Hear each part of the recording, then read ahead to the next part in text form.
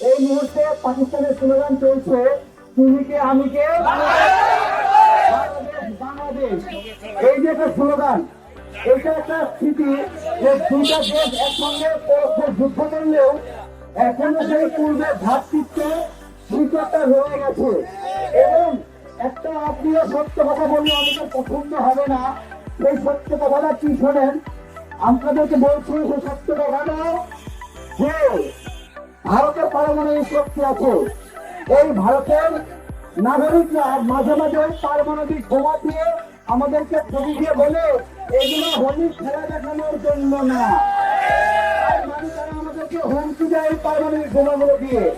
তাহলে আমরাও বলতে চাই যে আমাদের সেই আগের জন্মের যে ভাই আছে, সেই ভাই পাকিস্তানে বাংলাদেশে পারমাণবিক বোমা ফুটানোর সঙ্গে সঙ্গে তারা তোমাদের উপর বোমা ফুটাই দেবে।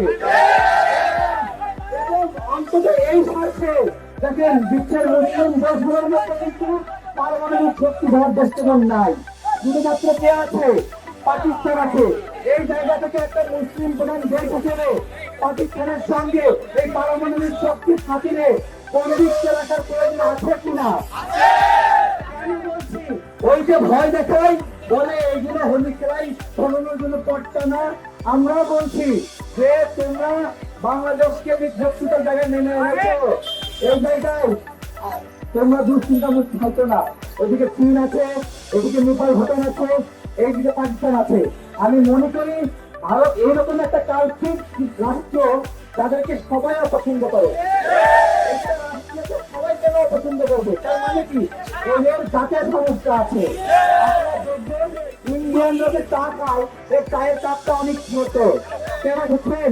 মানে ওরা বেশি করে খাওয়াতে পারে না।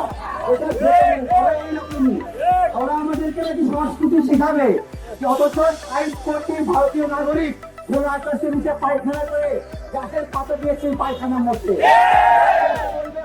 সংস্কৃতি শেখাবে, আমাদেরকে ঐতিহ্য শেখাবে। প্রত্যেকটা টিভি সিরিয়াল দেখতে গেলেই এই এরে করে এই ওরে করে এগুলো নোংরামিদের ভরা।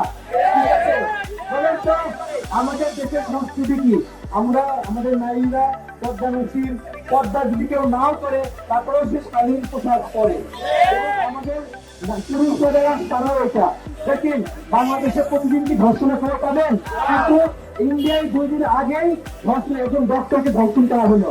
তার কয়েকদিন আগে একজন পর্যটক বিদেশ থেকে তাকে ধর্ষণ করেছে। ইন্ডিয়া পর্যটকদের জন্য, প্রতিবেশীদের জন্য, বিদেশি নাগরিকদের জন্য একটা অনিরাপদ রাষ্ট্র বলে আমরা ঘোষণা করছি।